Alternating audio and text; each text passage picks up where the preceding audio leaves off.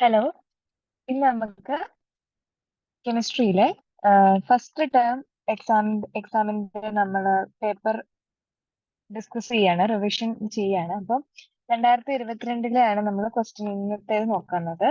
അപ്പം ഇതും അതെ 20 മാർക്കിന്റെ ക്വസ്റ്റ്യൻ ആണ്. 40 മിനിറ്റ് ആണ് നമുക്കുള്ളത്. നമുക്ക് ഫസ്റ്റ് ക്വസ്റ്റ്യൻ വായിക്കാം.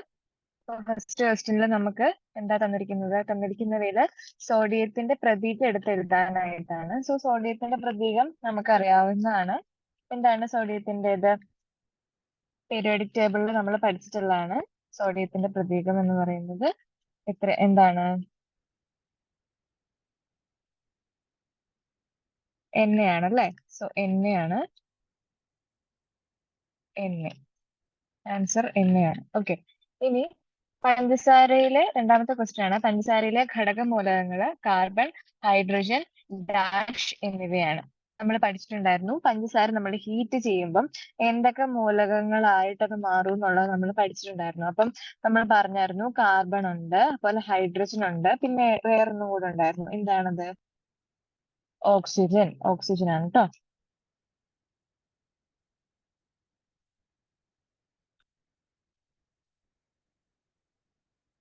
Okay, oxygen. ഇനി മൂന്നാമത്തെ ക്വസ്റ്റ്യൻ നമുക്ക് നോക്കാം. ചൂടാക്കുമ്പോൾ ദ്രാവകമാകാതെ നേരിട്ട് വാതകമാകുന്ന പദാർത്ഥം ഏതാണ്? നമ്മൾ പഠിച്ചിട്ടുണ്ടായിരുന്നു. ഇതും നമ്മൾ പഠിച്ചിട്ടുള്ളതാണ് അല്ലെ? അപ്പൊ നമ്മൾ പറഞ്ഞായിരുന്നു നമ്മൾ എന്താ ഡയറക്റ്റ് ആയിട്ട്, അതായത് നമ്മളെ ഖരമായിട്ടുള്ള ഒരു വസ്തു നമ്മൾ ചൂടാക്കുമ്പോൾ അത് ലിക്വിഡ് ആവാതെ ഡയറക്റ്റ് ആയിട്ട് വാതകമായിട്ട് മാറുന്നു എന്നുള്ളത്. അപ്പൊ നമുക്ക് ഓപ്ഷൻ തന്നിട്ടുണ്ട്. എന്തൊക്കെയായിരുന്നു? മണല് തന്നിട്ടുണ്ട്, അതുപോലെ ഉപ്പ് തന്നിട്ടുണ്ട്, കർപ്പൂരം തന്നിട്ടുണ്ട്. നമുക്കറിയാം മണല് നമുക്ക് ചൂടാക്കുമ്പോൾ ഒന്നും സംഭവിക്കില്ല. മണല് ചൂടാവുന്നേ ഉള്ളൂ. പിന്നെ ഉപ്പ് നമ്മൾ മെൽറ്റ് ആയിട്ട് ലിക്വിഡ് ആയിട്ട് നമുക്ക് കാണാം. പക്ഷെ കർപ്പൂരം എന്താണ് സംഭവിക്കുക? കർപ്പൂരം നമ്മൾ ഹീറ്റ് ചെയ്യുമ്പോൾ എന്ത് ചെയ്യും? അത് ഗ്യാസ് ആയിട്ട് അല്ലെങ്കിൽ വാതക രൂപേണയാണ് അത് പോകുന്നത്. അപ്പം നമുക്ക് ആൻസർ ഏതാന്ന് പറയാം? കർപ്പൂരമാണെന്ന് പറയാം. ഓക്കെ, കർപ്പൂരമാണ് നമ്മളുടെ കറക്റ്റ് ആയിട്ടുള്ള ആൻസർ എന്ന് പറയുന്നത്. ഓക്കെ, ഇനി നാലാമത്തെ ക്വസ്റ്റ്യൻ നമുക്ക് നോക്കാം. രാസപ്രക്രിയയിലൂടെ വിഘടിച്ച ഘടകങ്ങളാക്കാൻ സാധിക്കാത്ത ശുദ്ധപദാർത്ഥങ്ങളാണ് എന്തെന്നുള്ളത്. എന്താണ്? നമ്മൾ രാസപ്രവർത്തനത്തിലൂടെ രാസപ്രക്രിയയിലൂടെ വിഘടിച്ച ഘടകങ്ങളാക്കാൻ സാധിക്കാത്ത ശുദ്ധപദാർത്ഥങ്ങളാണ് ഡാഷ് എന്ന് പറഞ്ഞിരിക്കുന്നത്. ഓപ്ഷൻസ് തന്നിട്ടുണ്ട്. മൂലകങ്ങളുണ്ട്, സംയുക്തങ്ങളുണ്ട്, മിശ്രിതങ്ങളുണ്ട്. ഇതിൽ ഏതാണ് ശരിയായത്? രാസപ്രക്രിയയിലൂടെ നമ്മൾ വിഘടിച്ചിട്ട് ഘടകങ്ങളാക്കാൻ സാധിക്കാത്ത ശുദ്ധപദാർത്ഥമാണെന്ന് ആണ് ഡാഷ് എന്ന് പറഞ്ഞിരിക്കുന്നത്. അത് ഏതായിരിക്കും അപ്പോ? നമ്മൾ പഠിച്ചിട്ടുണ്ടായിരുന്നു അല്ലെ? മൂലകങ്ങളാണ് അല്ലെ? മൂലകങ്ങളാണ് കറക്റ്റ് ആൻസർ. കാരണം എന്താണ്? നമ്മളൊരു ഇപ്പം ഒരു കോമ്പൗണ്ട് തന്നിരിക്കുക. അങ്ങനെ നമ്മൾ എന്ത് ചെയ്യുന്നു? ഒരു കോമ്പൗണ്ട് തന്നിരിക്കും, സംയുക്തം തരുന്നു. അപ്പൊ ആ സംയുക്തത്തെ നമുക്ക് എന്താണ് വിഘടിക്കാനായിട്ട് പറ്റും. അതായത് അതിൽ എന്തൊക്കെ കോമ്പോണൻസുകൾ, എന്തൊക്കെ മൂലകങ്ങളുണ്ടെന്ന് നമുക്ക് സെപ്പറേറ്റ് ചെയ്തെടുക്കാൻ പറ്റും. മിക്സ്ചറിലെയും അതുപോലെ തന്നെയാണ്. പക്ഷെ നമുക്ക് എന്ത് പറ്റില്ല? മൂലകങ്ങളെ നമുക്ക് എന്ത് ചെയ്യാൻ പറ്റില്ല? നമുക്ക് കിട്ടിയിരിക്കുന്ന ആ മൂലകങ്ങളെ, രാസപ്രക്രിയയിലൂടെ നമുക്ക് കിട്ടിയിരിക്കുന്ന മൂലകങ്ങളെ നമുക്ക് പിന്നെ അത് വേറെ എന്തെങ്കിലും ആക്കാൻ പറ്റുമോ? ഇല്ല. അപ്പൊ അങ്ങനെയുള്ള വസ്തുക്കളാണ്, അല്ലെങ്കിൽ അങ്ങനെയുള്ള ശുദ്ധ പദാർത്ഥങ്ങളാണ്, അങ്ങനെയുള്ള ശുദ്ധ പദാർത്ഥങ്ങളാണ് എന്തെന്ന് പറയുക? മൂലകങ്ങൾ എന്ന് പറയുക. സോ ആൻസർ ഇസ് മൂലകങ്ങൾ, എലമെന്റ്സ് എന്ന് പറയും. ഓക്കെ, അപ്പം ഇതിനെ നമുക്ക് രാസപ്രക്രിയയിലൂടെ വിഘടിച്ച ഘടകങ്ങളാക്കാൻ സാധിക്കാത്ത ശുദ്ധ പദാർത്ഥങ്ങളാണ് മൂലകങ്ങൾ. ഓക്കെ, ഇനി നമുക്ക് അഞ്ചാമത്തെ ക്വസ്റ്റ്യൻ നോക്കാം. അഞ്ചാമത്തെ ക്വസ്റ്റ്യൻ എന്താണ്? ചന്ദനത്തിരി കത്തിക്കുമ്പോൾ സുഗന്ധം പെട്ടെന്ന് വ്യാപിക്കുന്നതിന് കാരണം ഡാഷ് ആണ്. ഓപ്ഷൻസ് തന്നിട്ടുണ്ട്. ഉത്പതനം, വ്യാപനം, പിന്നെന്താണ്? സ്വേദനം. ഇതിലേതാണ്? നമുക്കറിയാം, നമ്മൾ ചന്ദനത്തിരിയൊക്കെ കത്തിക്കുമ്പോൾ അത് നമ്മുടെ മുറികളിലൊക്കെ എല്ലായിടത്തും വ്യാപിക്കുന്നുണ്ട്. അപ്പൊ അതിന്റെ ആ ഒരു പ്രക്രിയക്ക് പറയുന്നത് എന്തായിരിക്കും? അങ്ങനെ എന്താണ്, നമ്മുടെ റൂമിൽ മൊത്തം നമ്മൾ എന്താവുന്നു എന്നാ പറയാ? വ്യാപിക്കുന്നു എന്നാണ് നമ്മൾ പറയാ. സോ അപ്പൊ അങ്ങനെ വ്യാപിക്കുന്നു എന്ന് പറയുമ്പോൾ നമ്മൾ പറയാ വ്യാപനം അല്ലേ കറക്റ്റ് ആൻസർ? സോ വ്യാപനമാണ് നമ്മൾ ഈ ഒരു ചന്ദനത്തിരിയൊക്കെ കത്തിക്കുമ്പോൾ സുഗന്ധമൊക്കെ പെട്ടെന്ന് വ്യാപിക്കുന്നതിന് കാരണം വ്യാപനമാണ് കേട്ടോ. ഓക്കെ, അപ്പം അത് നമുക്ക് എളുപ്പം കണ്ടുപിടിക്കാൻ പറ്റുന്ന ആൻസർ അല്ലേ? അപ്പൊ അത് നോക്കി. ഇനി നമുക്ക് അടുത്തത് ആറാമത്തെ ക്വസ്റ്റ്യൻ നോക്കാം. തന്നിരിക്കുന്ന ശുദ്ധപദാർത്ഥം തന്നിരിക്കുന്ന മൂലകങ്ങളിൽ ഒന്നിന്റെ നാമകരണം രാസത്തിന്റെ പേരിന്റെ അടിസ്ഥാനത്തിലാണ്. ഏതാണ് ആ മൂലകം എന്നാണ് പറഞ്ഞിരിക്കുന്നത്. അപ്പൊ നമുക്ക് തന്നിട്ടുണ്ട്, ഓപ്ഷൻസ് തന്നിട്ടുണ്ട്. അതിൽ ഏതാണ് നമ്മുടെ ഒരു രാജ്യത്തിന്റെ പേരിന്റെ അടിസ്ഥാനത്തിൽ ഉള്ള മൂലകം ഏതാണെന്നാണ് നമ്മളോട് ചോദിച്ചിരിക്കുന്നത്. സോ ഏതാണ് നമുക്ക് തന്നിട്ടുള്ള ഓപ്ഷൻസ്? Curium, indium, അമേരീഷ്യം. ഇത് നമുക്ക് കാണുമ്പോൾ തന്നെ നമുക്ക് അറിയാം ഏതാണ് ആൻസർ എന്നുള്ളത്. നമുക്കറിയാം അമേരിക്ക, അമേരീഷ്യം അല്ലെ? അമേരീഷ്യം, അമേരിക്ക. അപ്പം അമേരിക്കക്ക് അമേരിക്കയുടെ രാജ്യത്തിന്റെ പേരിന്റെ അടിസ്ഥാനത്തിലാണ് ഈ അമേരീഷ്യം എന്ന് പറയുന്ന ആ ഒരു എലമെന്റിന്റെ ആ ഒരു മൂലകത്തിന്റെ പേര് നൽകിയിരിക്കുന്നത്. സോ അമേരീഷ്യമാണ് കറക്റ്റ് ആൻസർ. ഓക്കെ, ഇനി നമുക്ക് 7ാമത്തെ ക്വസ്റ്റ്യൻസ്. അതിൽ നമുക്ക് 3 എഴുതിയാൽ മതി. പക്ഷെ നമ്മൾ എല്ലാത്തിന്റെയും ആൻസർ ഇവിടെ ഡിസ്കസ് ചെയ്യുന്നുണ്ട്. സോ 7ാമത്തെ ക്വസ്റ്റ്യൻ നോക്കാം. 7ാമത്തെ ക്വസ്റ്റ്യൻ എന്ന് പറയുന്നത് തന്നിരിക്കുന്ന പ്രസ്താവനകളിൽ നിന്ന് വാതകങ്ങൾക്ക് യോജിച്ചവ മാത്രം തിരഞ്ഞെടുത്ത് എഴുതുക എന്നുള്ളതാണ് നമ്മുടെ ക്വസ്റ്റ്യൻ പറഞ്ഞിരിക്കുന്നത്. അപ്പൊ ഏതൊക്കെയാണെന്നുള്ളത് നമുക്ക് നോക്കാം. അതിൽ ഏതാണ് ശരിയായെന്നുള്ളത് നിങ്ങൾ ആലോചിക്കുക. ഓക്കെ, അപ്പം കണികകൾക്ക് ചലന സ്വാതന്ത്ര്യം കുറവാണ്. അതുപോലെ കണികകൾ തമ്മിലുള്ള അകലം വളരെ കൂടുതലാണ്. കണികകൾ വളരെ അടുത്തടുത്ത് സ്ഥിതി ചെയ്യുന്നു. കണികകളുടെ ഊർജം വളരെ കൂടുതലാണ്. അപ്പം നമ്മുടെ പ്രസ്താവന എന്താണ്? വാതകത്തിന് യോജിച്ച പ്രസ്താവന ഏതാണെന്ന് നമ്മളോട് എഴുതാനായിട്ട് പറഞ്ഞിരിക്കുകയാണ്. അപ്പം നമുക്ക് ഫസ്റ്റ് നോക്കാം. കണികകൾക്ക് ചലന സ്വാതന്ത്ര്യം കുറവാണ്. വാതകം എന്ന് പറയുന്നത് എന്താണ്? ഗ്യാസ് ആണ്. സോ ഗ്യാസിന് ചലന സ്വാതന്ത്ര്യം കൂടുതലാണോ കുറവാണോ? നമുക്കറിയാം അതിലെ പാർട്ടിക്കിൾസ് എന്ന് പറയുന്ന അകന്നാണ്. അതായത് ആ തന്മാത്രകള് വളരെ അകന്നാണ്. തന്മാത്രകളല്ല, കണികകള് വളരെ അകന്നാണ് സ്ഥിതി ചെയ്യുന്നത്. അപ്പൊ അങ്ങനെ ഇരിക്കുന്ന കണികകൾക്ക് അവർക്ക് ചലിക്കാനുള്ള സ്വാതന്ത്ര്യം കൂടുതലല്ലേ? അപ്പൊ ഈ പ്രസ്ഥാനം എന്ന് പറയുന്നത് റോങ് അല്ലേ?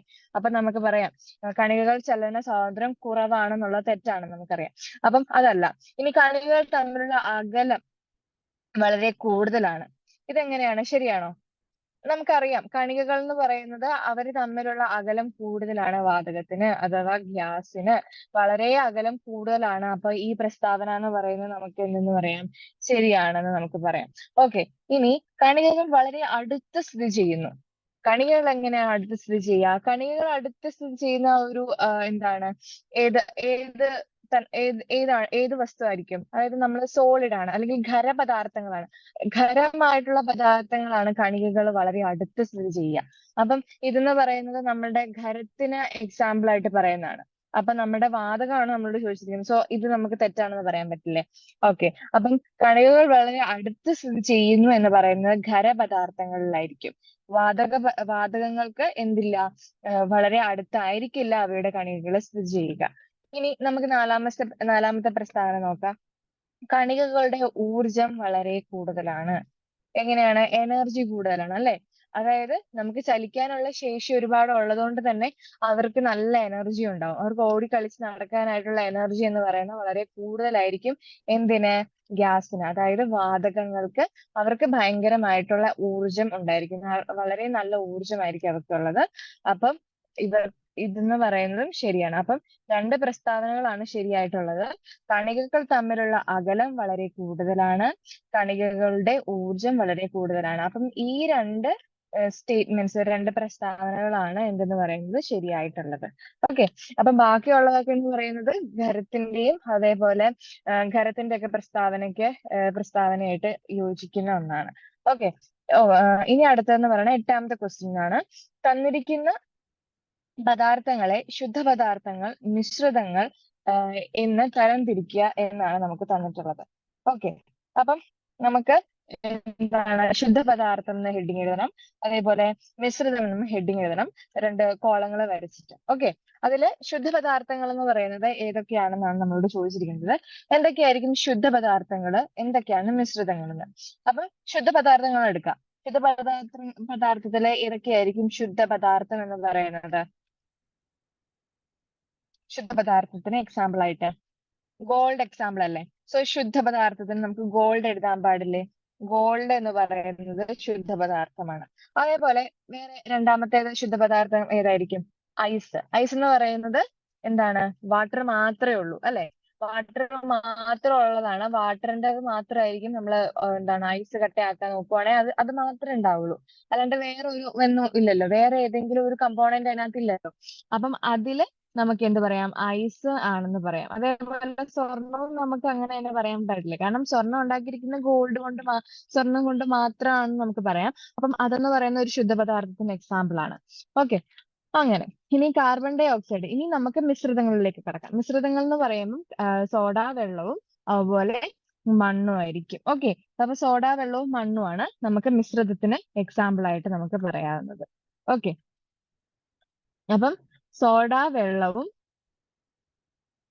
മണ്ണുമാണ് എന്തിന് എക്സാമ്പിള്? മിക്സ്ചർ എന്ന് പറയുന്നത്. കാരണം മണ്ണൊക്കെ എന്ന് പറയുമ്പോൾ നമ്മൾ കുറെ എന്താണ് ചില തരികളുണ്ടായിരിക്കും, പൊടികളുണ്ടായിരിക്കും, വലിയ കട്ടകളുണ്ടായിരിക്കും, വലിയ കല്ലുകളുണ്ടായിരിക്കും. അങ്ങനെയുള്ളതായിരിക്കും മണ്ണെന്ന് പറയുന്നത്. സോ അതിൽ കുറെ ഇങ്ങനെ കുറെ ഇമ്പ്യൂരിറ്റീസ് അല്ലെങ്കിൽ നമുക്ക് ആവശ്യമില്ലാത്ത കുറെ സാധനങ്ങളും ഉണ്ടാവും. അപ്പം അങ്ങനത്തെ ഉള്ളതാണ് നമ്മളുടെ മിക്സ്ചർ എന്ന് പറയുന്നത്. സോ സ്വർണം, ഐസ് എന്ന് പറയുന്നത് ശുദ്ധപദാർത്ഥങ്ങൾക്ക് എക്സാമ്പിൾ ആണ്, അല്ലെങ്കിൽ ശുദ്ധപദാർത്ഥങ്ങളായിട്ട് നമുക്ക് തരംതിരിക്കാം. അതുപോലെ മിശ്രിതം എന്ന് പറയുന്നത് സോഡ വെള്ളവും കാർബൺ ഡൈ ഓക്സൈഡും ഒക്കെ ചേർന്നിട്ടുള്ളതാണല്ലോ.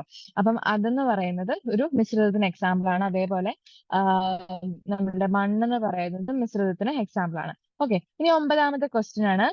N എന്നത് നൈട്രജന്റെ പ്രതീകമാണ്. അങ്ങനെയാണെങ്കിൽ നമുക്ക് തന്നിരിക്കുന്ന ക്വസ്റ്റ്യൻ എന്താണ്? എ എ 2N എന്നത് എന്തിനെ സൂചിപ്പിക്കുന്നു? 2N, 2 നൈട്രജൻ എന്ന് പറയുന്നത് എന്തിനെയാണ് സൂചിപ്പിക്കുക? അതേപോലെ ബി പാർട്ടിൽ ചോദിച്ചിരിക്കുന്നത് 5N2, N2-ൽ ഉള്ള ആകെ ആറ്റങ്ങളുടെ എണ്ണം എത്ര?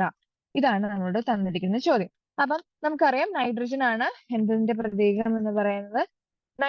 നൈട്രജൻ ആണ് നൈട്രജന്റെ പ്രതീകമാണ് N എന്ന് പറയുന്നത്. അപ്പം നൈട്രജനിൽ 2N എന്ന് പറഞ്ഞാൽ നമ്മൾ പറഞ്ഞിട്ടുണ്ട് ലെഫ്റ്റ് സൈഡിൽ എന്തെങ്കിലും നമ്പർ തന്നിട്ടുണ്ട് എങ്കിൽ അത് എന്തിനെയാണ് സൂചിപ്പിക്കുക? അവിടെ 2 ആറ്റങ്ങൾ ഉണ്ട് എന്നായിരിക്കും ലെഫ്റ്റ് സൈഡിലെ നമ്പർ എന്തെങ്കിലും തന്നിട്ടുണ്ടെങ്കിൽ പറയുക. അപ്പോ ഇവിടെ 2N എന്ന് പറയുമ്പം 2 നൈട്രജൻ ആറ്റം ഉണ്ടെന്നായിരിക്കും പറയുക. സോ 2 നൈട്രജൻ ആറ്റങ്ങൾ ഉണ്ട് എന്നായിരിക്കും നമ്മളിവിടെ പറയുക. ഓക്കെ, അപ്പം 2N എന്ന് പറഞ്ഞ ഓർത്തിരുന്നോളാം. ലെഫ്റ്റ് സൈഡിലാണ് നമ്പർ നമുക്ക് തന്നിട്ടുള്ളതെങ്കിൽ 2 നൈട്രജൻ ആറ്റം എന്നാ പറയുക. ഇനി നമുക്ക് 5N2-ന്റെ എന്ത് കണ്ടുപിടിക്കണം? ടോട്ടൽ നമ്പർ ഓഫ് ആറ്റം, അല്ലെങ്കിൽ ആകെ ആറ്റങ്ങളുടെ എണ്ണം നമ്മളോട് കണ്ടുപിടിക്കാനാ പറഞ്ഞിരിക്കുന്നത്. അപ്പൊ ടോട്ടൽ നമ്പർ ഓഫ് ആറ്റം നമ്മൾ കണ്ടുപിടിക്കണമെങ്കിൽ എങ്ങനെയാ കണ്ടുപിടിക്കുക? അത് 2 നൈട്രജൻ ആറ്റം ഉണ്ട്, അതേപോലെ ഇവിടെ ഒരു 2ഉം തന്നിട്ടുണ്ട് അല്ലെ? അപ്പം ഇതെന്ന് പറയുന്ന നമ്പർ ഓഫ് എലമെന്റ്സ് എന്നാ പറയാ. അപ്പം ഈ 5 ഇൻറ്റു 2 നമ്മൾ ചെയ്യുകയാണെങ്കിൽ നമുക്ക് എത്ര കിട്ടും? 5 ഇൻറ്റു 2 ആണ്. 2 എന്തെങ്കിലും കുഴപ്പമില്ല, പക്ഷെ നമ്മൾ ഇങ്ങനെ നോക്കാം. സോ 5 ഇൻറ്റു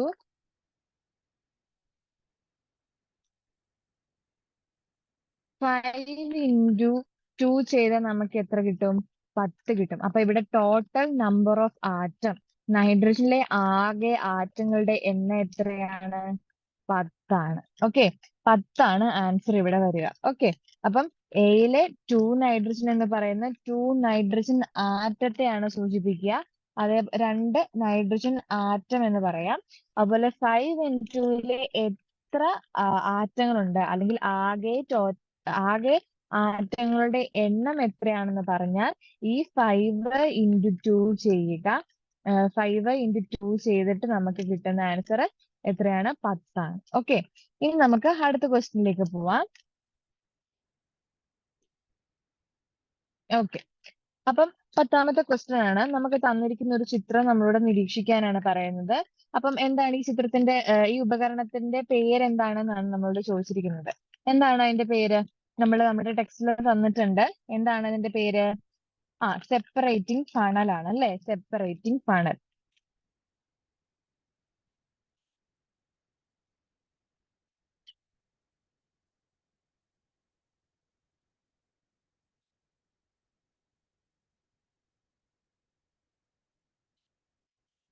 ഓക്കെ, സെപ്പറേറ്റിംഗ് ഫണലാണ്. ഇനി ഈ ഉപകരണത്തിൽ 1/4 ഭാഗം മണ്ണെണ്ണയും അത്ര തന്നെ വെള്ളവും എടുത്ത് നന്നായി കുലുക്കുക. ഏതാനും മിനിറ്റ് അനക്കാതെ വച്ച ശേഷം നിരീക്ഷിക്കുക. ഏത് ദ്രാവകമാണ് അടിഭാഗത്ത് കാണപ്പെടുന്നത്? എന്തുകൊണ്ട്? ഓക്കെ. അപ്പൊ നമ്മളോട് പറഞ്ഞിരിക്കുന്നത് എന്താണ്? മണ്ണെണ്ണയും അതേ അളവിൽ തന്നെ നമ്മളോട് വെള്ളവും എടുക്കാൻ പറയാണ്. ഈ ഫണലിലേക്ക്, അത് ഇവിടെ കാണുന്ന ഈ ഒരു അടപ്പുണ്ടല്ലോ, ഇവിടെ ഒരു മൂട കാണുന്നുണ്ടല്ലോ, അത് നമുക്ക് എന്ത് ചെയ്യാം? അതിലേക്ക് നമുക്ക് ഈ മണ്ണെണ്ണയും വെള്ളവും ചേർന്ന ആ ഒരു മിശ്രിതം നമുക്ക് ഒഴിക്കാം. അതുപോലെ തന്നെ ഇവിടെ ഒരു ഇതുണ്ട്. ഇതെന്താണെന്ന് വെച്ചിട്ടുണ്ടെങ്കിൽ നമ്മള് എന്താണ് നമുക്കതിനെ സെപ്പറേറ്റ് ചെയ്തെടുക്കാൻ വേണ്ടിയിട്ടാണ്. ഓക്കെ. ഈ സെപ്പറേറ്റിംഗ് ഫണലിൽ നമുക്ക് മണ്ണെണ്ണയാവട്ടെ, ഇപ്പം ഇങ്ങനെ 2 സാന്ദ്രത, ഡിഫറെന്റ് ആയിട്ടുള്ള സാന്ദ്രതയിലുള്ള, വ്യത്യസ്തമായിട്ടുള്ള സാന്ദ്രതയിലുള്ള നമുക്ക്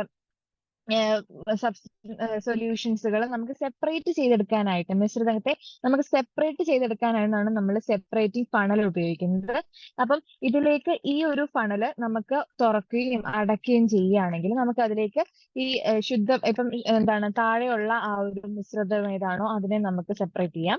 അതേപോലെ അത് കഴിഞ്ഞിട്ട് നമുക്ക് എന്താണ് ഇതിനെയും, അതായത് മുകളിലുള്ള രണ്ടാമത്തെ മിശ്രിതത്തെയും നമുക്ക് എന്ത് ചെയ്യാം, അല്ലെങ്കിൽ സെക്കൻഡ് കമ്പോണന്റിനെയും നമുക്ക് എന്ത് ചെയ്യാം, നമുക്ക് അരിച്ചു മാറ്റാം. അരിച്ചല്ല, നമുക്ക് സെപ്പറേറ്റ് ചെയ്തെടുക്കാം. ഓക്കെ. അപ്പൊ അങ്ങനെയാണ് ഇതിന്റെ നമ്മൾ ചെയ്യുന്നത്. അപ്പം ഇതില് നമുക്ക് മണ്ണെണ്ണയും അതേപോലെ വെള്ളവും നമ്മൾ എടുക്കുകയാണ് ഒരേ അളവിൽ. അതെടുത്ത് നമ്മൾ അതിനെ കുലുക്കുന്നു, ഷേക്ക് ചെയ്യുന്നു. ഷേക്ക് ചെയ്ത് കഴിഞ്ഞിട്ട് നമ്മൾ അതിനെ സെപ്പറേറ്റ് ചെയ്യാനായിട്ട് നമ്മൾ നോക്കുമ്പോൾ ഏത് വസ്തുവാണ് ഏറ്റവും അടിയിലുണ്ടാവുക എന്നാണ് നമ്മളോട് ചോദിച്ചിരിക്കുന്നത്. അപ്പൊ നമ്മൾ പറഞ്ഞു ഈ സാന്ദ്രതയിലുള്ള ഒരു വ്യത്യാസം എന്ന് നമ്മൾ പറഞ്ഞിരുന്നു. അപ്പം ഇതില് നമ്മൾ ശ്രദ്ധിക്കേണ്ടത്, അതായത് നമ്മൾ ഈ സെപ്പറേറ്റിംഗ് ഫണലിൽ നമ്മൾ അങ്ങനെ ഇട്ട് വെക്കുമ്പോൾ ഏറ്റവും അടിയിലുണ്ടാവുക സാന്ദ്രത കൂടുതലുള്ളതിനായിരിക്കും. ഓക്കെ. അപ്പം സാന്ദ്രത ഏറ്റവും കൂടുതലുള്ളത് എവിടെയായിരിക്കും? ഈ ഫണലിന്റെ ഏറ്റവും അടിയിലായിരിക്കും. അതായത് ഏറ്റവും അടിയിൽ കാണപ്പെടുക സാന്ദ്രത കൂടിയതിനായിരിക്കും. അങ്ങനെയാണെങ്കിൽ നമ്മുടെ മണ്ണെണ്ണയും വെള്ളവും എടുക്കാണ്. ഏതിനാണ് ഏറ്റവും കൂടുതൽ സാന്ദ്രത കൂടുതൽ? വെള്ളത്തിനായിരിക്കും മണ്ണെണ്ണയേക്കാൾ സാന്ദ്രത കൂടുതലുള്ളത്. അപ്പം നമ്മൾ ഇതിനെ സെപ്പറേറ്റ് ചെയ്യാൻ നോക്കുമ്പം ഏറ്റവും അടിയിൽ ഉണ്ടാവുക എന്തായിരിക്കും? വെള്ളമായിരിക്കും. ഓക്കെ. വെള്ളമായിരിക്കും ഏറ്റവും അടിയിലുണ്ടാവുക. അതിനായിരിക്കും സാന്ദ്രത ഏറ്റവും കൂടുതലുള്ളത്. മണ്ണെണ്ണയ്ക്ക് എന്തില്ല? വെള്ളത്തിന്റെ അത്രയും സാന്ദ്രതയില്ല. അവരുടെ രണ്ടുപേരുടെയും ഡെൻസിറ്റി അല്ലെങ്കിൽ സാന്ദ്രത എന്ന് പറയുന്നത് വളരെ വ്യത്യാസം ഉണ്ടായിരിക്കും. അതുകൊണ്ട് മണ്ണെണ്ണയായിരിക്കും മുകളിൽ ഉണ്ടാവുക. ഓക്കെ. അപ്പൊ നമ്മൾ എന്ത് ചെയ്യും? ഇതിനെ നമ്മൾ കുലുക്കി ഇങ്ങനെ നമ്മൾ റെസ്റ്റ് ചെയ്യാൻ വെച്ചു. കുറച്ചു നേരം അതൊന്ന് അടിയാൻ വേണ്ടിയിട്ട്, അതായത് അവർ രണ്ടുപേരും സെപ്പറേറ്റ് ചെയ്യാൻ വേണ്ടി നമ്മൾ കുലുക്കി കഴിയുമ്പം ചെറുതായിട്ട് അതിന്റെ കണികളൊക്കെ ഒന്ന് മിക്സ് ആവും. പക്ഷെ എന്താ, കുറച്ച് കഴിയുമ്പം അത് പിന്നെയും മണ്ണെണ്ണയായിട്ടും തന്നെ കാണും. അതുപോലെ വെള്ളം വെള്ളമായിട്ട് നമ്മൾ കാണും. അപ്പം അങ്ങനെ വന്ന് കഴിയുമ്പം നമ്മൾ അതിനെ എന്ത് ചെയ്യുന്നു? സെപ്പറേറ്റ് ചെയ്യുന്നു. അപ്പം വെള്ളം നമ്മൾ ഒരു ബീക്കർ എടുക്കും. ആ ബീക്കറിലേക്ക് നമ്മൾ വെള്ളം സെപ്പറേറ്റ് ചെയ്തെടുക്കും. എന്നിട്ട് ലാസ്റ്റ് ഈ മണ്ണെണ്ണയും വെള്ളവും തമ്മിൽ എന്താണ് ഒരേപോലെ ഒരേ ഇതിൽ ഇരിക്കുന്ന കാണുമല്ലോ. അപ്പം ഈ ഭാഗം കുറച്ച് നമ്മൾ കളയും. എന്നിട്ട് പ്യുവർ ആയിട്ട് മണ്ണെണ്ണ മാത്രമായിട്ടും അതുപോലെ വെള്ളം മാത്രമായിട്ട് നമ്മൾ അതിനെ ഇങ്ങനെ സെപ്പറേറ്റ് ചെയ്തെടുക്കാൻ കഴിയും. അപ്പൊ ഇത്രയും ഭാഗം വരുന്നത് നമ്മൾ വേസ്റ്റ് ആയിട്ട് കളയും. ഓക്കെ. അങ്ങനെ അതായത് ഒരുപാട് എടുത്ത് കളയണം എന്നല്ല പറയാ, കുറച്ചെടുത്ത് കളയും. അപ്പൊ ഇതൊക്കെ നിങ്ങൾ വലിയ ക്ലാസ്സിൽ നമ്മൾ ചെയ്യുന്നതാണ് കേട്ടോ. അപ്പം ജസ്റ്റ് ഞാനിത് എങ്ങനെയാണ് ചെയ്യുന്നതെന്ന് കൂടെ ജസ്റ്റ് പറഞ്ഞതേ ഉള്ളൂ. ഓക്കെ. ഇനി അപ്പം അത്രയാണ് നമ്മൾ പറഞ്ഞിരിക്കുന്നത്. അപ്പം ഇവിടെ നമ്മള് ഏറ്റവും അടിഭാഗത്ത് കാണപ്പെടുന്ന ദ്രാവകം ഏതാണെന്ന് ചോദിച്ചാൽ ആൻസർ എഴുതുക. വെള്ളമാണ്. കാരണം എന്താണ്? വെള്ളത്തിന് മണ്ണെണ്ണയേക്കാൾ സാന്ദ്രത കൂടുതലാണ്. അതിനാൽ മണ്ണെണ്ണ എന്ത് ചെയ്യും? ഫണലിന്റെ മുകൾ വശത്ത് കാണപ്പെടുന്നു. ഓക്കെ. അതാണ് ആൻസർ എന്ന് പറയുന്നത്. ഇനി നമുക്ക് മൂന്നാമത്തെ സെക്ഷൻ ആണ് കേട്ടോ. മൂന്നാമത്തെ സെക്ഷനിലേക്കാണ് പോകുന്നത്. അതായത് 11 മുതൽ 14 വരെയുള്ള ചോദ്യങ്ങളിൽ 3 ഉത്തരം എഴുതിയാൽ മതി. 3 മാർക്ക് വെച്ചിട്ടാണ് നമുക്ക് ക്വസ്റ്റ്യൻ തന്നിരിക്കുന്നത്. ഓക്കെ. അപ്പൊ 11ാമത്തെ ക്വസ്റ്റ്യൻ നോക്കാം. സാധാരണ ജലത്തിൽ നിരവധി ലവണങ്ങൾ അടങ്ങിയിട്ടുണ്ടല്ലോ. ലവണങ്ങളെ നീക്കം ചെയ്ത് ശുദ്ധമാക്കി മാറ്റാൻ സ്വീകരിക്കുന്ന മാർഗം ഏതാണ്? ഏതായിരിക്കും നമ്മൾ ഉപയോഗിക്കുന്ന ആ ഒരു മാർഗം? ഓപ്ഷൻസ് തന്നിട്ടുണ്ട്. സ്വേദനം തന്നിട്ടുണ്ട്, അംശിക സ്വേദനം തന്നിട്ടുണ്ട്, ക്രോമറ്റോഗ്രാഫി തന്നിട്ടുണ്ട്. അപ്പം നമ്മളുടെ എന്താണ് നമ്മുടെ ജലത്തിലാണല്ലോ നമ്മൾ പറഞ്ഞിരിക്കുന്നത്. സാധാരണ ജലത്തിൽ നിരവധി ലവണങ്ങൾ അടങ്ങിയിട്ടുണ്ടല്ലോ എന്ന് പറഞ്ഞിട്ടുള്ളത്. അപ്പൊ ഈ ലവണങ്ങളെ നീക്കം ചെയ്തിട്ട് ശുദ്ധമാക്കി മാറ്റാനായിട്ട് നമ്മൾ സ്വീകരിക്കുന്ന മാർഗമാണ് എന്ത്? സ്വേദനം. സ്വേദനമാണല്ലോ. നമ്മളെ ജലമൊക്കെ ഇപ്പൊ നമ്മൾ ഉപ്പ് വെള്ളമൊക്കെ നമ്മൾ എന്താ ചെയ്യുന്നത്? ഈ സ്വേദനം വഴിയിട്ടല്ലേ നമുക്ക് ഉപ്പായിട്ട് നമുക്ക് കിട്ടും, ശുദ്ധമായിട്ടുള്ള ജലമായിട്ട് നമുക്ക് ഈ സ്വേദനം വഴി നമുക്ക് കിട്ടുന്നുണ്ട്. അപ്പൊ സ്വേദനമാണല്ലോ ലവണങ്ങളെ നീക്കം ചെയ്തിട്ട് ശുദ്ധമാക്കി മാറ്റാനായിട്ട് സ്വീകരിക്കുന്ന മാർഗം എന്ന് പറയുന്നത് സ്വേദനമാണ്. ഓക്കെ, ഇനി നമുക്ക് ബി നോക്കാം. ബിയില് ഇത്തരത്തിൽ ശുദ്ധീകരിച്ച ജലത്തിന്റെ പേരെന്താണ്? Distilled water. Distilled water. Okay,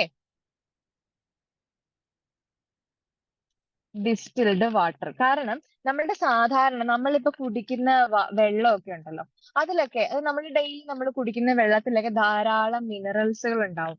അപ്പൊ ഈ മിനറൽസുകളൊക്കെ നമുക്ക് എന്താ പറയാ, ഇങ്ങനത്തെ മിനറൽസുകളൊക്കെ നമുക്ക് എന്ത് ചെയ്യാൻ പറ്റില്ല, നമുക്ക് കുടിക്കുന്നതിന് പ്രശ്നമില്ല. പക്ഷെ നമ്മൾ ഒരു റിയാക്ഷനിലൊക്കെ നമ്മളിപ്പം കെമിസ്ട്രിയിലൊക്കെ നമ്മൾ റിയാക്ഷൻ എടുക്കുമ്പോൾ അതല്ല നമ്മൾ ഉപയോഗിക്കുക. സാധാരണ വെള്ളമല്ല ഉപയോഗിക്കുക, ഇതേപോലുള്ള ഡിസ്റ്റിൽഡ് വാട്ടർ ആയിരിക്കും ഉപയോഗിക്കുക. സോ ഈ ഡിസ്റ്റിൽഡ് വാട്ടർ ഉണ്ടാക്കുന്നത് എങ്ങനെയാണെന്ന് വെച്ചിട്ടുണ്ടെങ്കിൽ, എങ്ങനെയാണ് നമ്മൾ ഉണ്ടാക്കുന്നത്? ഇതേപോലെ ഡിസ്റ്റിലേഷൻ വെച്ചിട്ടാണ്. അതായത് ഡിസ്റ്റിലേഷൻ ആണ് സ്വേദനം എന്ന് പറയുന്നത് ഇംഗ്ലീഷിൽ പറയുന്നത്. സോ ഡിസ്റ്റിൽഡ് വാട്ടർ എന്ന് പറയുന്നത് സ്വേദനം എന്നാണ്. ഓക്കെ, അപ്പം ഇനി നമുക്ക് മൂന്നാമത്തെ സി എന്ന് പറയുന്ന പാട്ട് നോക്കാം. ഈ ശുദ്ധജലത്തിന്റെ ഉപയോഗം നമ്മളോട് എഴുതാനായിട്ട് പറഞ്ഞിരിക്കുകയാണ്. സോ നമ്മൾ പറഞ്ഞു ഇപ്പം എന്താണ് നമ്മള് കുത്തിവെപ്പിനും അതുപോലെ മറ്റ് സ്റ്റോറേജ് ബാറ്ററികളിലും ഒക്കെ ഉപയോഗിക്കുന്നുണ്ട്, നമ്മുടെ ലാബുകളിൽ ഉപയോഗിക്കുന്നുണ്ട്. അങ്ങനെയൊക്കെ ഉള്ള സ്ഥലങ്ങളിൽ നമ്മൾ, അതായത് കുത്തിവെക്കാനായിട്ട് നമ്മളിപ്പോ ഇഞ്ചക്ഷൻ കുത്തിവെക്കാനൊക്കെ ആയിട്ട് നമ്മൾ യൂസ് ചെയ്യുന്നത് ഡിസ്റ്റിൽഡ് വാട്ടർ ആയിരിക്കും. ഓക്കെ, അപ്പം നമുക്ക് എഴുതാം ആൻസർ ആയിട്ട് എന്താണ്? കുത്തിവെപ്പിനും സ്റ്റോറേജ് ബാറ്ററികളിലും ഉപയോഗിക്കുന്നത് ഡിസ്റ്റിൽഡ് വാട്ടർ ആണ്. ഓക്കെ, അപ്പൊ ഡിസ്റ്റിൽഡ് വാട്ടർ എങ്ങനെ ഉണ്ടാക്കുന്നത്? നമ്മള് എന്താണ് ജലം അല്ലെങ്കിൽ ലവണങ്ങൾ കലർന്ന മിനറൽസുകൾ കലർന്ന വാട്ടറില് നമ്മൾ ഡിസ്റ്റിൽ ചെയ്യുമ്പം നമുക്ക് ലവണങ്ങളെയും സെപ്പറേറ്റ് ചെയ്തെടുക്കാൻ പറ്റും. അതേപോലെ നമുക്ക് എന്ത് ചെയ്യാൻ പറ്റും? ശുദ്ധമായിട്ടുള്ള ഡിസ്റ്റിൽഡ് വാട്ടറിനും നമുക്ക് കിട്ടുന്നു. ഓക്കെ, ഇനി നമുക്ക് 12ാമത്തെ ക്വസ്റ്റ്യനിലേക്ക് പോവാം. തന്നിരിക്കുന്ന തന്മാത്രകളെ ഏകാറ്റോമികം, ദ്വയാറ്റോമികം, ബഹുആറ്റോമികം എന്നിങ്ങനെ തരം തിരിച്ച് എഴുതുക എന്നാണ് നമുക്ക് തന്നിരിക്കുന്നത്. സോ നമുക്കറിയാം ഏകാറ്റോമികം എന്താണ്, ദ്വിആറ്റോമികം എന്താണെന്ന് അറിയാം, ബഹു ആറ്റോമികം ഏതൊക്കെയാണെന്നുള്ളത് നമുക്കറിയാം. അപ്പൊ ഏകാറ്റോമികത്തിന് നമുക്ക് എക്സാമ്പിൾ പറയാം. എക്സാമ്പിൾ ആയിട്ടാണെങ്കിൽ നമുക്ക് എന്താ പറയാ, ഒരാറ്റം മാത്രമുള്ളതാണ് ഏകാറ്റോമികം എന്ന് പറയാം. അപ്പൊ ഇവിടെ ഒറ്റയ്ക്കുള്ളത് ആരാടാ? ഒറ്റയ്ക്കുള്ളത് ഹീലിയം, സോഡിയം അല്ലേ? ഹീലിയം സോഡിയവുമാണ് അപ്പം ഏകാറ്റോമികം എന്ന് പറയുന്നത്. ഒന്നേ ഉള്ളല്ലോ, ഒരാറ്റമേ ഉള്ളൂ, ഒരു ഹീലിയോ ഉള്ളൂ, ഒരു സോഡിയോ ഉള്ളൂ. അപ്പം അത് ഏകാറ്റോമിക തന്മാത്രകൾക്ക് ഉദാഹരണമാണ് നമുക്ക് പറയാം. അപ്പം നമുക്ക് ഇതിലും എന്ത് ചെയ്യണം? ഏകാറ്റോമികം എന്ന് കോളം ഇടുക, അതുപോലെ ദ്വയാറ്റോമികം എന്ന് കോളം ഇടുക, ബഹു ആറ്റോമികം എന്നുള്ള കോളവും ഇടുക. ഓക്കെ, അങ്ങനെ ഇട്ടിട്ട് ചെയ്താൽ മതിയായിരിക്കും. ഓക്കെ, അപ്പം അതില് ഏകാറ്റോമികം എന്ന് പറയുന്നത് ഹീലിയവുമാണ് സോഡിയവുമാണ്, Na ആൻഡ് ഹീലിയം He. അപ്പം ഇനി ദ്വയാറ്റോമികം ഏതാണ്? ദ്വയാറ്റോമികം എന്ന് പറയുമ്പം രണ്ടാറ്റം. ദ്വയാറ്റോമികം എന്ന് പറയുമ്പോൾ തന്നെ നമുക്കറിയാം രണ്ടാറ്റങ്ങൾ ഉണ്ടാവും. അപ്പൊ രണ്ടാറ്റങ്ങളുള്ള നമുക്ക് ക്വസ്റ്റ്യൻസിൽ ഏതൊക്കെയാണ് തന്നിട്ടുള്ളത്? H2 തന്നിട്ടുണ്ട്, അതേപോലെ എന്താണ് Cl2 തന്നിട്ടുണ്ട് അല്ലേ? ഹൈഡ്രജനും ക്ലോറിനും നമുക്ക് തന്നിട്ടുണ്ട്. അപ്പം H2Cl2 എന്ന് പറയുന്നത് ദ്വയാറ്റോമികം ആണ് നമുക്ക് പറയാം. ഓക്കെ, ഇനി നമുക്ക് ബഹു ആറ്റോമികം, അതായത് രണ്ടിൽ കൂടുതൽ ഉള്ള ആറ്റങ്ങളെ അല്ലെങ്കിൽ രണ്ടിൽ കൂടുതൽ ആറ്റങ്ങൾ ചേർന്നിട്ടുള്ളവയെയാണ് നമ്മൾ ബഹു ആറ്റോമികം എന്ന് പറയുക. അപ്പം ഇതിൽ രണ്ടിൽ കൂടുതൽ ഏതൊക്കെയാണ്? S8, അതുപോലെ P4ഉം S8ഉം ആണ്. P4 ആൻഡ് S8 അല്ലേ? ബഹു ആറ്റോമികം എന്ന് പറയുന്നത്. അപ്പം P4 ആൻഡ് S8 എന്ന് പറയുന്നത് എന്താണ്? ബഹു ആറ്റോമികത്തിന് എക്സാമ്പിൾ ആണെന്ന് പറയാം. ഓക്കെ, ഇനി 13 നമുക്ക് ക്വസ്റ്റ്യൻ തന്നിട്ടുണ്ട്. 13ാമത്തെ ക്വസ്റ്റ്യൻ എന്ന് പറയുന്നത് ഏതാനും മിശ്രിതങ്ങൾ പട്ടികയിൽ നൽകിയിരിക്കുന്നു. അവയിലെ ഘടകങ്ങൾ വേർതിരിക്കുന്നതിന് ബ്രാക്കറ്റിൽ നിന്നും അനുയോജ്യമായ മാർഗം തിരഞ്ഞെടുത്ത് പട്ടിക പൂർത്തിയാക്കുക. അപ്പം ഇതിൽ നമുക്ക് തന്നിട്ടുണ്ട്, നമുക്ക് തന്നിരിക്കുന്ന ഓപ്ഷൻസ് എന്തൊക്കെയാണെന്നാല് ഉൽപ്പതനം, സ്വേദനം, കാന്തം ഉപയോഗിച്ച് വേർതിരിക്കൽ, ആംശിക സ്വേദനം. അതായത് ഉത്പാദനം തന്നിട്ടുണ്ട്, സ്വേദനം തന്നിട്ടുണ്ട്, കാന്തം ഉപയോഗിച്ച് വേർതിരിക്കൽ, ആംശിക സ്വേദനം. ഇതിൽ നമുക്ക് തന്നിരിക്കുന്ന മിശ്രിതങ്ങൾ ഏതൊക്കെയാണെന്ന് നോക്കാം. മണലും അമോണിയം ക്ലോറൈഡും ഇരുമ്പ് പൊടിയും, അതുപോലെ കറിയുപ്പ് ലായനി. അപ്പം ഇത്രയാണ് നമുക്ക് തന്നിരിക്കുന്നത്.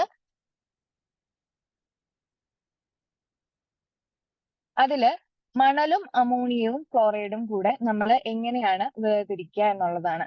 മണലും അമോണിയം ക്ലോറൈഡും വേർതിരിക്കുന്നത് എങ്ങനെയാണ്? ഉത്പതനമാണ്. ഓക്കെ,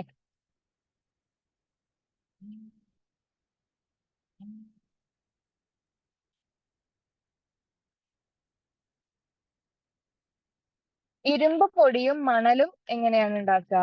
ഇരുമ്പ് പൊടിയും മണലും നമ്മൾ വേർതിരിക്കാനായിട്ട് ഉപയോഗിക്കുന്നത് എങ്ങനെയാണ്?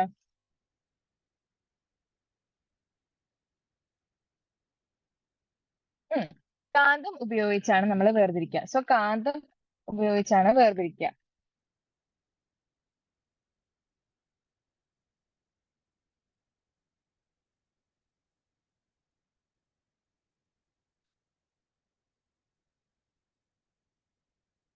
ഓക്കെ, അത് നിങ്ങൾ എഴുതിയാൽ മതി. ഓക്കെ, അപ്പൊ കാന്തം ഉപയോഗിച്ചാണ് നമ്മൾ വേർതിരിക്കുക. ഇരുമ്പ് പൊടിയും മണലും, അതായത് നമ്മൾ അറിയാം കാന്തം ഉപയോഗിച്ചിട്ട് നമുക്ക് മണലിൽ നമ്മൾ ഇങ്ങനെ അതായത് കാന്തത്തിന് ചുറ്റും നമ്മൾ എന്തെങ്കിലും പേപ്പറോ അല്ലെങ്കിൽ എന്താണ് ഒരു തുണിയോ കോട്ടൺ തുണി വെച്ചിട്ടോ ഒക്കെ നമ്മളിങ്ങനെ പേപ്പർ വെച്ചെടുക്കാം. പേപ്പർ വെച്ചിട്ട് പൊതിഞ്ഞിട്ടൊക്കെ നമ്മൾ ചെയ്യാറുണ്ട് പണ്ടൊക്കെ ചെയ്തിട്ടുണ്ടായിരുന്നു. അതായത് നമ്മളിങ്ങനെ മണലിൽ നമ്മൾ വെക്കുമ്പോൾ അതിൽ എന്തേലും ഇരുമ്പുണ്ടെങ്കിൽ നമ്മൾ അതിന് ഈ കാന്തത്തിലേക്ക് ഈ ഇരുമ്പ് അങ്ങനെ പറ്റി പിടിക്കുന്നതായിട്ട് നമുക്ക് കാണാൻ പറ്റും. അപ്പം അതാണ് എന്തെന്ന് പറയുന്നത്, ഇരുമ്പ് പൊടിയും മണലും നമ്മൾ വേർതിരിക്കാൻ ഉപയോഗിക്കുന്ന മാർഗം എന്ന് പറയുന്നത് കാന്തം ഉപയോഗിച്ചിട്ട് വേർതിരിക്കുന്നു എന്ന് പറയുന്നത്. ഇനി കറിയുപ്പ് ലായനിനെ നമ്മൾ എങ്ങനെയാണ് ചെയ്യുക? നമ്മളിപ്പോ പറഞ്ഞിരുന്നു അല്ലെ, സ്വേദനം വഴിയിട്ടായിട്ടാണ് നമ്മൾ എങ്ങനെ ചെയ്യുക, ഇതിനെ വേർതിരിച്ച് എടുക്കുക. ഓക്കെ, സ്വേദനം വഴിയാണ് നമ്മൾ ഇതിനെ എന്ത് ചെയ്യുക, ഇതിനെ വേർതിരിച്ചെടുക്കുക. ഈ കറിയുപ്പിനെ ഉപ്പായിട്ടും ജലമായിട്ടും, അതായത് ഡിസ്റ്റിൽഡ് വാട്ടർ ആയിട്ടും നമ്മൾ അതിനെ വേർതിരിച്ചെടുക്കുന്നത് ഇത് വഴിയിട്ടാണ്. ഓക്കെ, ഇനി നമുക്ക് 14ാമത്തെ ക്വസ്റ്റ്യൻ നോക്കാം. ലാസ്റ്റ് ക്വസ്റ്റ്യൻ ആണ്. അപ്പൊ നോക്കാം, അതില് ചില രാസസമവാക്യങ്ങളാണ് നൽകിയിരിക്കുന്നത്. കാർബണും ഓക്സിജനും കൂടെ ചേർന്ന് നമുക്ക് കാർബൺ ഡൈ ഓക്സൈഡ് ഉണ്ടാവുന്നു. പിന്നെ CO3 എന്ന് പറയുന്ന CaO പ്ലസ് CO2 ആയിട്ട് മാറുന്നു. എന്നിട്ട് നൈട്രജനും ഓക്സിജനും കൂടെ ചേർന്നിട്ട് NO ഉണ്ടാവുന്നു. അതില് നമ്മളോട് പറഞ്ഞിരിക്കുന്ന ക്വസ്റ്റ്യൻസ് ഏതാണെന്ന് വെച്ചിട്ടുണ്ടെങ്കിൽ, ഒന്നാമത്തെ ക്വസ്റ്റ്യൻ നോക്കാം. രാസസമവാക്യം 1 എന്ന് പറയുന്നതിലെ ഉൽപ്പന്നങ്ങളും അഭികാരകങ്ങളും എഴുതാനായിട്ട് നമ്മളോട് പറഞ്ഞിരിക്കുക. ഓക്കെ, അപ്പൊ ഉൽപ്പന്നവും അഭികാരങ്ങളും എന്താണെന്ന് നമുക്കറിയാം. ഉൽപ്പന്നം ഏതാണ് ഇവിടെ? ഉൽപ്പന്നങ്ങൾ എന്ന് പറയുന്നത് ഇവിടെ കാർബൺ ഡൈ ഓക്സൈഡ് ആണ് അല്ലെ. കാർബൺ ഡൈ ഓക്സൈഡ് ആണ് ഉൽപ്പന്നം എന്ന് പറയുന്നത്. അപ്പം ഉൽപ്പന്നം എന്ന് പറയുന്നത് കാർബൺ ഡൈ ഓക്സൈഡും അഭികാരകങ്ങൾ എന്ന് പറയുന്നത് എന്താണ്? കാർബണും ഓക്സിജനും ആണ്. ഓക്കെ, കാർബണും ഓക്സിജനും ആണ്. ഇവയില് സമീകരിക്കാത്ത രാസസമവാക്യം ഏതാണെന്ന് നമ്മളോട് ചോദിച്ചിരിക്കുകയാണ്. ഇവയില് സമീകരിക്കാത്ത രാസസമവാക്യം ഏതൊക്കെയാണ്? അതായത് നമുക്ക് നോക്കാനുണ്ട്. അന്നേരം ആദ്യത്തെ നോക്കുവാണെങ്കിൽ നമുക്കറിയാം, ആദ്യത്തേതിനകത്ത് പ്രോഡക്റ്റിന്റെ ഭാഗമായിട്ട് ആവട്ടെ, അതായത് ഉൽപ്പന്നത്തിന്റെ ഭാഗത്താണേലും അധികാരത്തിന്റെ ഭാഗത്താണേലും നമ്പർ ഓഫ് ആറ്റംസ് എന്ന് പറയുന്നത് ഈക്വൽ ആണ്. അതുകൊണ്ട് ഒന്നാമത്തേതെന്ന് പറയുന്നത് രാസസമവാക്യം ശരിയാണ്. എന്നാൽ രണ്ടാമത്തെ നോക്കാം. രണ്ടാമത്തേതിൽ എങ്ങനെയാണ്? രണ്ടാമത്തേതിന്റെയും അതേപോലെ ഉൽപ്പന്നത്തിന്റെ അവിടെയും അധികാരത്തിന്റെ അവിടെയും നമ്പർ ഓഫ് ആറ്റംസ് എന്ന് പറയുന്നത് എത്രയാണ്? ഈക്വൽ തന്നെയാണ്. അപ്പം ഇതും ശരിയായിട്ടുള്ള ഒരു രാസസമവാക്യമാണ്. ബാലൻസ്ഡ് കെമിക്കൽ ഫോർമുലയാണ് നമുക്ക് പറയാം. ഇനി നമുക്ക് 3 നോക്കാം. 3 നോക്കുവാണെങ്കിൽ അവിടെ നൈട്രജൻ എന്ന് പറയുന്നതിന്റെ അവിടെ നൈട്രജന്റെ അവിടെ N2 ആണ്. N2 ആൻഡ് O2 ആണ്. അധികാരത്തിന്റെ അവിടെ. ഉൽപ്പന്നത്തിന്റെ അവിടെ NO എന്ന് മാത്രമേ ഉള്ളൂ. അപ്പൊ അവിടെ എന്താണ്? നമ്പർ ഓഫ് ആറ്റംസ് എന്ന് പറയുന്നത് രണ്ട് സൈഡിലും, അതായത് ഉൽപ്പന്നത്തിന്റെ സൈഡിലും അതുപോലെ അധികാരത്തിന്റെ സൈഡിലും എന്തല്ല? ഈക്വൽ അല്ല. അപ്പം അവിടെ എന്താണ്? ഈ രാസസമവാക്യം ഈക്വൽ അല്ല. അപ്പം ആൻസർ എന്ന് പറയുന്നത് മൂന്നാമത്തെ ഇതെന്ന് പറയുന്ന സമവാക്യം സമീകരിക്കാത്തതാണ് എന്ന് നമുക്ക് പറയാൻ പറ്റും. അപ്പം ഇതിനെ നമുക്ക് സമീകരിച്ചെഴുതണ്ടേ? അപ്പൊ സമീകരിച്ചെഴുതേണ്ടത് എങ്ങനെയാണ്? അപ്പം N2 എന്ന് പറയുന്നതും O2 എന്ന് പറയുന്നതും റിയാക്ട് ചെയ്തിട്ട് NO ആയിട്ടാണ് മാറുക. ഓക്കെ, അപ്പം NO ആയിട്ടാണ് നമ്മൾ എഴുതേണ്ടത്. അപ്പം ഇത് ഓക്കെ, ഇങ്ങനെയാണ് എഴുതേണ്ടത്. നമ്മൾ പഠിച്ചിരുന്നു, നമ്മൾ ഈ ഒരു സമവാക്യം നമ്മൾ ബാലൻസ് ചെയ്ത് എഴുതുമ്പോൾ നമ്മൾ എപ്പോഴും അതിന്റെ ബാലൻസ്ഡ് കെമിക്കൽ ഇക്വേഷൻ സമീകരിച്ച് എഴുതുമ്പോൾ എന്താ ശ്രദ്ധിക്കേണ്ടേ? നമ്പർ ഇടേണ്ടത് എപ്പോഴും ലെഫ്റ്റ് സൈഡിലായിരിക്കണം എന്ന് നമ്മൾ പറഞ്ഞിട്ടുണ്ടായിരുന്നു. അപ്പം നൈട്രജനും 2 ആണ്, ഓക്സിജനും 2 ആണ് അഭികാരകത്തിന്റെ സൈഡില്. അപ്പം രണ്ട് എലമെന്റ്സിനും 2 ആറ്റംസ് വെച്ചിട്ട് 2 എലമെന്റ്സ് ഉണ്ട്. അപ്പം അങ്ങനെയാണെങ്കിൽ ഇവിടെ നമുക്ക് ലെഫ്റ്റ് സൈഡില് എന്തിടണം? 2 ഇട്ടാൽ 2 നൈട്രജനും 2 ഓക്സിജനും ഉണ്ടെന്ന് നമുക്ക് പറയാൻ പറ്റില്ലേ? അപ്പം ഇതെന്ന് പറയുമ്പം ബാലൻസ്ഡ് ആയിട്ടുള്ള ഒരു കെമിക്കൽ ഫോർമുല അല്ലേ? അപ്പം എന്താണ് കെമിക്കൽ ഫോർമുല എന്ന് എഴുതുക? N2 plus O2 gives 2NO ആണ് ബാലൻസ്ഡ് ആയിട്ടുള്ള കെമിക്കൽ ഫോർമുല എന്ന് പറയുന്നത്. ഓക്കെ, അപ്പം ഇത്രയാണ് നമ്മളുടെ ഇന്നത്തെ ക്ലാസ്സിൽ നമ്മൾ പറയാൻ ഉദ്ദേശിച്ചിരിക്കുന്നത്. അപ്പം 2022 ക്വസ്റ്റ്യൻ ഇന്ന് ഡിസ്കസ് ചെയ്തത്. ഓക്കെ, അപ്പം ഇതില് രസതന്ത്രം എന്ന് പറയുന്ന ഒരു പോർഷൻ. ഓക്കെ, അപ്പോ ഇതില് നമുക്ക് എല്ലാ ക്വസ്റ്റ്യൻസും നമ്മൾ ക്ലിയർ ചെയ്തിട്ടുണ്ടെന്ന് വിചാരിക്കുന്നു. അപ്പം 2 ചാപ്റ്റർ ആണ് മെയിൻലി നമുക്ക് ഈ എക്സാമിന് നമ്മളുടെ ഈ ക്വസ്റ്റ്യൻ പേപ്പർ റിവൈസ് ചെയ്തപ്പോൾ 2 പാഠങ്ങളേ ഉള്ളൂ. അപ്പം നമുക്ക് പഠിച്ചെടുക്കാനും എളുപ്പമാണ്, വലിയ പാടൊന്നുമില്ല, വളരെ എളുപ്പമാണ്. അപ്പം എന്തെങ്കിലും ഡൗട്ട്സ് ഉണ്ടെങ്കിൽ നിങ്ങൾ ഞാൻ എപ്പോഴും പറയുന്ന പോലെ കമന്റിൽ രേഖപ്പെടുത്തിയാൽ മതിയായിരിക്കും. അപ്പോ ഇന്നത്തെ ക്ലാസ് നമുക്ക് ഇത്രയേ ഉള്ളൂ, വൈൻഡപ്പ് ചെയ്യാം. ഇനി അടുത്ത ദിവസം നമുക്ക് അടുത്ത ക്വസ്റ്റ്യൻ പേപ്പർ നമുക്ക് ഡിസ്കസ് ചെയ്യാവുന്നതാണ്.